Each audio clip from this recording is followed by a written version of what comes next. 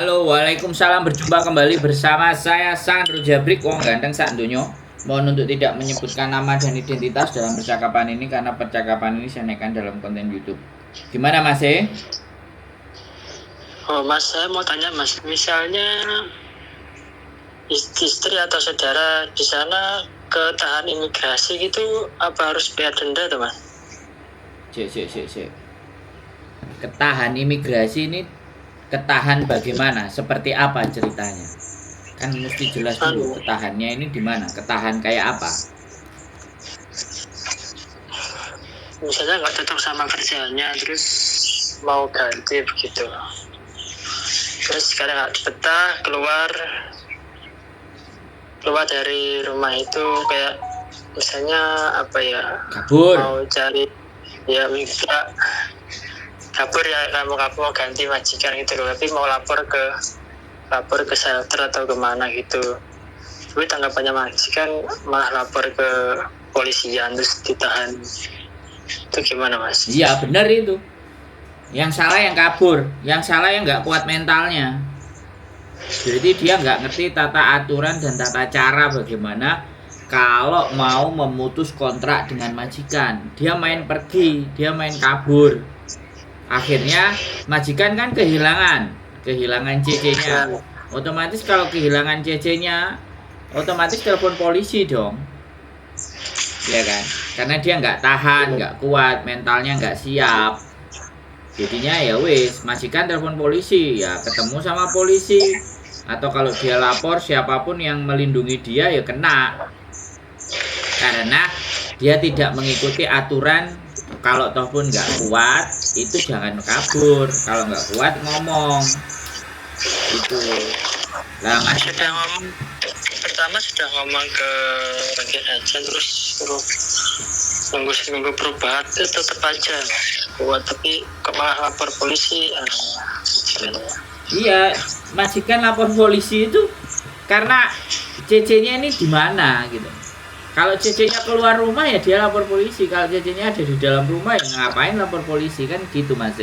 Sampai ini siapa? Suaminya atau siapanya atau bagaimana? Suaminya.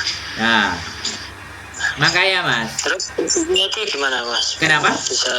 Solusinya itu bisa dipulangkan atau gimana? Harus bayar denda kok? Harus bayar denda gitu. Ya nanti dilihat perkembangannya. Kalau sampai nuntut, sampai itu cari PT-nya. Ya. Nah, perjuangan sampean kalau sampean pingin dipulangkan atau pingin bagaimana dan seperti apa, sampean kemarin dia berangkat pakai PT apa, nah sampean samperi itu kantornya. Ya, terus. Sampean bilang istriku ini bagaimana nasibnya, seperti itu biar jelas. Jadi sampean nggak bingung kalau dilapori istrinya di Hong Kong bagaimana. Jadi prosedur teman-teman berangkat ke Hong Kong itu kan harus tanda tangan suami penanggung jawab yang di Indonesia. Nah, kalau sampean sudah tanggung jawab dan memperbolehkan berangkat ya sudah. Tapi begitu kena ada masalah ini ada di Hong Kong, sampean cari PT-nya. Bagaimana nasibnya istriku ini? Seperti apa? Kok ditangkap polisi? Kok begini? Kok begitu? Sampean harus bertanya, dan itu hak keluarga. Itu hak sampean sebagai keluarga. Bawa kakaknya sampean, bawa KTP, kalau perlu kopi kontraknya istri sampean, terus tanda tangan suami yang surat izin suami itu kalau sampean punya kopinya sampean bawa itu ke PT. Sampean bisa nanya ke PT, kejelasannya seperti apa dan bagaimana itu bisa. Dan PT harus memberikan jawaban. Kalau PT nggak bisa ngasih jawaban bisa dilaporan balik. Gitu aja, apa. Dan sekarang gini, langsung aja ke PT yang terpaksa gitu aja Mas. Kenapa? Langsung ke PT-nya saja ya berarti ya? Ya boleh, sampean mau melakukan apa? Sampean ke Hong Kong dan semuanya mau ngomong sama agent juga nggak ada hubungannya. Kalau sama PT kan masih ada hubungannya, bener nggak saya ngomong? Iya kan sampean yang tanda tangan, yang izinkan istri sampean kan PT pasti tahu lah suaminya. Wong berangkat suaminya nggak ngasih izin, istrinya berangkat lewat PT itu aja bisa dituntut. Nah, saiki kan sampean sudah ngasih izin berangkat, cuman sampean kan bingung, piye nasibnya bojoku, kan itu yang sampean bingungkan kan? Halo? Iya mas. Yang sampean bingung kan nasibnya bojoku gimana, kan begitu? Nah, iya, soalnya kan katanya dia harus ditahan 5 bulan atau gimana itu kan. Apa memang seperti itu prosedurnya di sana atau? Jadi kalau saya boleh bercerita, ya kan, majikan itu menuntut, CC-nya kabur dari rumah, dia lapor ke polisi, ya udah diperkarakan tuh sama majikan, karena majikan ngambil CC itu kan bayar toh, bayarnya ada 15.000, 16.000, itu kalau duit Indonesia 32 juta, 35 juta. Lah, istrinya sampean nggak tahan kerja di situ, terus istrinya sampean kabur misalnya, tadi sampean tulis di WA, lah kabur kan ada tata aturan di Hongkong. Kalau kita itu nggak mau dengan majikan itu, nggak suka sama majikan itu, dan kitanya jatuh mentalnya, lah kan saya nggak ngerti, istri sampean kan tadi di WA berapa, 1 bulan baru kerja. Nah, otomatis 1 bulan baru kerja, ya majikan merasa rugi dong. Dia udah bayar mahal untuk ngambil istrinya sampean, kok dianya nggak betah, berarti kan mentalnya nggak siap. Nah, kalau hukuman dan semuanya, yang pertama sampean tanya ke PT. Kejelasan itu pertama tanya ke PT. Kalau PT nggak bisa menjelaskan, sampean paksa harus bisa. Kalau sampean memang nggak bisa, sampean bisa telepon ke nomornya KJRI, ya. Terus sampean setelah ke KJRI telepon, sampean perkenalkan nama sampean dan tunjukkan bukti sampean memang pasangannya, suaminya, dan menanya kabar kelanjutan istri sampean ini bagaimana kalau misalnya ditahan 5 bulan atau 6 bulan. Maka itu jawaban akan tepat. Jawaban itu akan pas dari KJRI, ya kan? Karena siapapun yang melanggar hukum dan diproses di hukumnya Hongkong, pasti KJRI mengetahui. Nah, itu terus nanti kelanjutannya. Kenapa? Indonesia ya, apa di KJRI yang di situ? Yang di Hongkong, KJRI Hongkong. Ya. Jadi KJRI Hongkong itu pasti ada data istri sampean kalau istri sampean memang ditahan, ditangkap polisi dan dipenjara, karena pasti akan dilaporkan sama polisi Hongkong. Nih ada wargamu melakukan ABCDEFGHIJ. Dah lapor, berarti daftar orang Indonesia yang melakukan proses hukum di Hongkong itu pasti ada. Itu kalau sampean tanya PT tidak bisa memberikan kejelasan. Kalau sampean tanya ke PT-nya harusnya bertanya ke KJRI. Kan PT itu pasti ada hubungannya dengan KJRI. Itu Mas. Jadi sampean nggak perlu bingung dan khawatir. Ya sudah, nggak apa-apa. Proses melanggar hukum di Hongkong itu nggak kayak di Indonesia dipukuli, digebuki dan dihancurkan, enggak. Semuanya akan baik-baik saja. Sampean tinggal tunggu waktu aja. Makanya ini juga sekalian saya naikkan di konten bagi pihak suami-suami, selalu ngasih wejangan sama istrinya bahwa di Hongkong nggak semudah. Jadi kalau istrinya maksa, salah satu kasusnya begini, nggak kuat, nggak tahan, keluarga jadi susah gitu kan, keluarga ikut bingung begitu masih. Sama kenapa? Langsung ke ya, halo. Infonya Mas. Halo. Ya, sampean datang ke PT. Kalau di PT tidak bisa memberikan kejelasan secara akurat, sampean telepon KJRI Hongkong. Ada Facebooknya, ada fanpage-nya. Sampean inbox, sampean kirimi bahwa sampean suami sahnya. Pakai kirimin kartu kakak boleh, buku nikah boleh, monggo. Yang penting KJRI itu benar-benar tahu datanya sampean. Berarti sampean memang suami sahnya.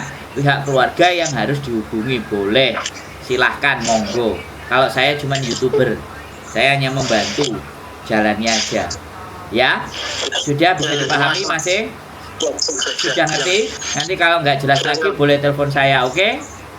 Oke, siap. Sehat selalu masih, baik-baik saja. Doa buat istrinya ya. Yuk, semangat. Yuk, makasih. Assalamualaikum. Salam.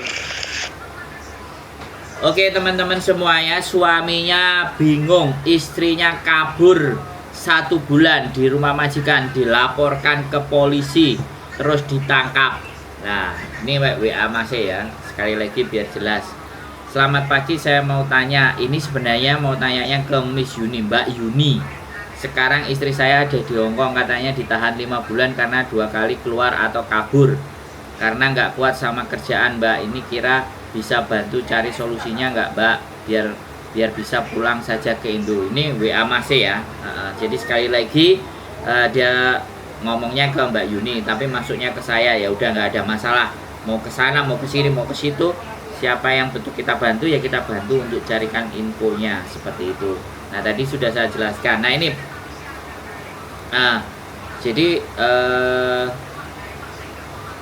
saya akan sampaikan ke teman-teman semua ya, bagi para pihak-pihak suami yang nonton konten saya ya, sekali lagi, atau istri-istrinya yang maksa ke Hongkong tapi mentalnya belum ketata dan belum siap, gak usah khawatir. Nah, justru kalian yang nekat, yang pingin berjuang, kalau udah kayak gini, nah keluarga di rumah yang mumet dase guys, ya kan. Makanya persiapkan benar-benar semuanya dan diinfokan kalau terjadi something itu bagaimana. Mencoba kabur 2 kali terus ditangkap polisi, lu bayang no. Ini benar-benar ini mental ini yang kena mental, nggak siap kerja di Hongkong, bahasa kurang, aku nggak ngerti ini prosesnya seperti apa, ya kan. Ya, aku harus juga bagaimana intinya, aku menjelaskan ke pihak keluarganya aja bahwa prosedur bagaimana mencarinya, bagaimana seperti apa kejelasannya, itu KJRI yang bisa dapat informasi kalau dia masuk ke tahanan ya, bukan ranah saya lagi. Satu yang pertama, kemarin saya aja tanya tentang persoalan Ustadz aja sama kepolisian KJRI, Mas Andrew ini sebagai siapa? Ya saya ditanyakan, ya saya tahu posisi saya mengerti keadaan saya, tidak boleh turut campur dan ikut campur dalam urusan-urusan yang begitu. Tapi ya kalau juga tidak ada konfirmasi, banyak yang bertanya-tanya, ya kan. Ya sekali lagi nih teman-teman, kalau kepolisian pasti akan seperti itu. Kalau kita tidak sebagai korban, maka dia menyampaikan informasinya juga pasti tertahan. Jadi kalian yang para korban segera mengajukan pengaduan kepada kepolisian KJRI. Nah, silahkan dikasih pekerjaan ibu polisinya. Karena bagaimanapun kalian juga yang tertipu, kalian juga yang ada sengketa, kalian juga yang ada investasi bodong. Pokoknya kejahatan yang kalian alami, salah satunya adalah penggadaian paspor. Ini baru mau aku bahas nih. Saya nggak tahu polisi KJRI Hongkong ketika mengalami pengaduan tentang penggadaian paspor ini. Nah, dan sekali lagi penggadaian paspor itu bermacam-macam ceritanya. Sekali lagi buat teman-teman, ini sesuatu yang menarik untuk kita ungkap, dan kalau bila perlu nanti ibu polisinya kita ajak ngomong. Kalau beliaunya bersedia, wong aku ki ya sapa rek ngajak omong pejabat. Ya, jadi aku ngajak ngomong kalian sajalah. Terlalu tinggi ngajak ngomong para pejabat. Tapi ya nggak apa-apa, selalu kita coba aja, siapa ngerti. Kayak Deddy Corbuzier. Ngajak para pejabat dan menteri BE. Ya, tapi sebenarnya aku sadar diri, sadar posisi, dan sadar rai. Buat teman-teman semuanya, sekali lagi terima kasih ya. Bagaimanapun bagi saya tidaklah penting saya akan berbicara dengan siapapun, presiden apapun. Yang paling terpenting adalah berbicara dengan kalian-kalian yang merasa punya masalah, yang merasa kebingungan, yang merasa galau kalut, untuk agar supaya kalian tidak semakin frustasi dan tidak semakin depresi, tapi kalian merasa akhirnya termotivasi, punya kesempatan, punya seperti itu. Jadi sekali lagi tetap semangat dan tetap berjuang. Oke, dan apapun itu ceritanya, baik-baiklah dengan keluarga. Dan Hongkong keras ya. Kalau mental kalian tidak kuat, tolong please jangan pergi dulu, jangan berangkat dulu. Kasihan keluarga ini, suaminya mencari. Oke, tetap semangat dan keep stay tune my YouTube channel and next video. Bye bye.